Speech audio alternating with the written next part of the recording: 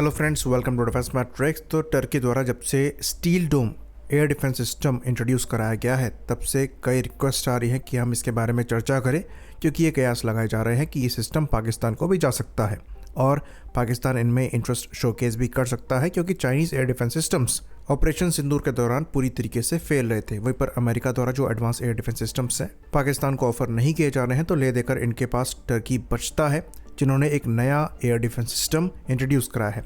इसको ये स्टील डोम बोल रहे हैं, जैसा कि इजराइल द्वारा आयरन डोम बनाया गया है। डिफरेंस यहाँ पर यह है कि आयरन डोम एक पर्टिकुलर एयर डिफेंस सिस्टम है, वहीं पर जो स्टील डोम है इसमें मल्टीपल एयर डिफेंस सिस्टम्स लगे हुए हैं जो कि लेयर्ड है और इंटीग्रेटेड मैनर में काम करते हैं। तो ये दुनिया भर में नैरेटिव है कि कोई भी जब एयर डिफेंस सिस्टम शील्ड की बात होती है तो सब उसको आयरन डोम से कंपेयर करने लग जाते हैं, जबकि आयरन डोम जो है ये एक तरीके के एयर डिफेंस सिस्टम का नाम है, जैसे कि S400 हो गया, MRSAM हो गया, या फिर हमारी आकाश एयर डिफेंस सिस्टम्स हो गए। इवन जब इंडिया में बात चल रही थी मिशन सुदर्शन चक्र की, तो उसमें भी कई लोग कह रहे थे कि ये इंडिया का आयरन डोम होगा, जबकि रियलिटी ये है कि ये एक यूनिक सिस्टम है, काफ़ी ज़्यादा कॉम्प्लेक्स है और डिफेंसिव ऑफेंसिव सिस्टम है, यानी कि ये पहले तो डिफेंड करेगा, उसके बाद ऑफेंस भी लॉन्च करेगा। तो इस केस में मिशन सुदर्शन चक्र को आप टर्किश स्टील डोम से भी कंपेयर नहीं कर सकते। क्यों नहीं कर सकते, इस पर हम विस्तार से बात करेंगे, लेकिन पहले हम टर्की के स्टील डोम को समझ लें।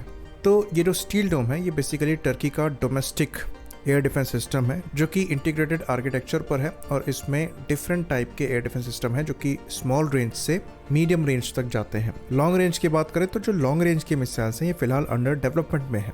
तो यहाँ पर कंपोनेंट्स जो हैं इस एयर डिफेंस सिस्टम के, उसमें पहला आता है ATR-100 या फिर शाहीन 130, जो कि EM बेस्ड माइक्रो और mini unmanned aerial vehicle interception system है। तो बेसिकली ये 700 मीटर की रेंज में छोटे ड्रोन्स को इंगेज कर सकता है और उनके सिग्नल को डिसरप्ट करते हुए न्यूट्रलाइज कर सकता है। उसके बाद आता है गॉगबग, जो कि एक मोबाइल लेजर वेपन सिस्टम है। ये भी स्मॉल UAVs के लिए है और 5 किलोवाट के अप्रॉक्स की यहाँ पर पीक पावर बताई जाती है। तो इसको आप इंडिया के D4 एंटी ड्रोन सिस्टम से कंपेयर कर सकते हैं। वहीं पर इंडिया द्वारा 30 किलोवाट के लेज़र एयर डिफेंस सिस्टम्स को भी बना लिया गया है, जिनसे हम थोड़े बड़े साइज की UAVs भी शूट डाउन कर सकते हैं। उसके बाद आता है गर्ज 150, जिसको आप रशियन पैंसर एयर डिफेंस सिस्टम से कंपेयर कर सकते हैं। ये स्मॉल रेंज के लिए आपको एयर डिफेंस कैपेबिलिटी प्रोवाइड कराता है। यहाँ पर एक 35 मिलीमीटर की एयरबस्ट कैनन भी दी गई है, साथ में 4 शॉर्ट रेंज की सरफेस टू एयर मिसाइल भी फायर कर सकता है और AES से रडार दिए गए हैं टारगेट आइडेंटिफिकेशन के लिए और फ्रेंड और फो आइडेंटिफिकेशन के लिए भी। फिर आता है इनका कॉर्कोट SSA, जो कि एक मोबाइल सिंगल बैरल या फिर डबल बैरल 35 मिलीमीटर की self propelled anti aircraft gun है। अगेन ये एक क्लोज इन वेपन सिस्टम है। इसके बाद आती है आपकी शॉर्ट रेंज मिसाइल, जो कि हिसार A है और हिसार O है, जो कि 15 से 25 किलोमीटर तक टारगेट को इंटरसेप्ट कर सकती हैं। तो यहाँ तक जो इनका सिस्टम है ये इंडिया के integrated air defence weapon system से कंपेयर किया जा सकता है, जिसका टेस्ट हाल ही में किया गया था, लेकिन कंपैरेटिवली वो थोड़ा सा बेटर यहाँ पर आपको मिलेगा, क्योंकि वहाँ पर जो DEW यानी कि डायरेक्ट एनर्जी वेपन इस्तेमाल किया जाता है वो ज़्यादा बेहतर है। टर्की के केस में ये 5 किलोवाट का लेजर सिस्टम है, वहीं पर हमारे केस में 30 किलोवाट का सिस्टम है, तो बड़े UAVs को भी टारगेट कर सकता है। साथ में हमारी V-SHORAD है यहाँ पर 6 किलोमीटर की रेंज में इंगेज करने के लिए और QRSAM है 30 किलोमीटर की रेंज में टारगेट को इंगेज करने के लिए। जो चीज़ हमारे में मिसिंग है ये एक एंटी एयर गन है। अदरवाइज अगर आप एंटी एयर गन को भी ऐड कर लेंगे तो दोनों ही इंटीग्रेटेड सिस्टम आपको यहाँ तक काफ़ी सिमिलर लगेंगे। इवन जो QRSAM है हमारी वो ज़्यादा बेटर परफॉर्मेंस देती है टर्किश हिसार A+ और Hisar O+ air defence system से, जहां पर मैक्सिमम रेंज 25 किलोमीटर के आसपास की बताई जाती है। लेकिन स्टील डोम खाली इतना नहीं है। स्टील डोम में अगर आप हिसार के ऊपर जाते हैं तो आपको साइपर मिसाइल मिलती है। ये इनकी मीडियम रेंज की मिसाइल है, जो कि 100 किलोमीटर की रेंज में टारगेट को इंगेज कर सकती है। बाकी फ्यूचर में यहाँ पर साइपर 2 और साइपर 3 मिसाइल भी ऐड होंगी, लेकिन फिलहाल साइपर 1 ही इनके पास सर्विस में है। साइपर 2 में इनको 150 किलोमीटर की रेंज मिलेगी और साइपर 3 में इनको अप्रॉक्सीमेटली 180 किलोमीटर के आसपास की रेंज मिलेगी। तो ये जो साइपर मिसाइल हैं ये बेसिकली फाइटर प्लेटफॉर्म्स को इंगेज करने में इस्तेमाल करी जाएंगी, साथ में इनसे मिसाइल्स का भी इंगेजमेंट किया जाएगा। वहीं पर लॉन्ग रेंज सर्विलेंस के लिए भी यहाँ पर एक रडार सिस्टम ऐड किया गया है, जिसे इराल कहते हैं। ये एक S-बैंड अर्ली वार्निंग रडार सिस्टम है, जिसकी रेंज 700 किलोमीटर के अप्रॉक्स की बताई जाती है। हमारे पास भी इस कैटेगरी के रडार एक्टिव हैं जो कि बैलिस्टिक मिसाइल्स को ट्रैक करने के लिए बनाए गए हैं। इंडिया द्वारा स्वॉर्डफिश रडार यूज़ किए जाते हैं जहाँ पर मैक्सिमम रेंज 800 किलोमीटर है जो कि बढ़ाई जा रही है 1500 किलोमीटर तक। पर जो स्टील डोम है उसमें अच्छी बात यह है कि ये सब इंटीग्रेटेड सिस्टम है। इवन ये जो मीडियम रेंज की साइपर मिसाइल है ये भी इंटीग्रेटेड है।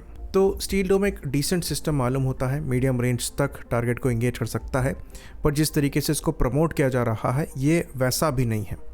ये कोई anti ballistic missile air defence system नहीं है। बेसिकली ये यूएवीज को एंगेज कर पाएगा, क्रूज मिसाइल्स को एंगेज कर पाएगा जो कि सबसोनिक फ्लाई कर रही होंगी, साथ में कुछ फाइटर प्लेटफॉर्म्स को एंगेज कर पाएगा। तो अगर यहाँ पर मैक्सिमम एंगेजमेंट रेंज 100 किलोमीटर की मिल रही है तो कोई खास बात नहीं है, क्योंकि आजकल जो स्टैंड ऑफ वेपन्स हैं ये उसके ऊपर की ही रेंज प्रोवाइड कराते हैं। तो जब तक very long range air defence systems आप इसमें ऐड नहीं करेंगे तब तक इसकी इफेक्टिवनेस आजकल के सिनेरियो के हिसाब से सफिशिएंट नहीं रहेगी। इसके कंपैरिजन में अगर हम S-400 को हटा भी दें तो इंडिया के पास MRSAM है जो कि आपको सिमिलर कैपेबिलिटी प्रोवाइड कराती है साइपर मिसाइल की तरह, और वो कितनी इफेक्टिव रही थी ये हमने ऑपरेशन सिंदूर के दौरान देख लिया था।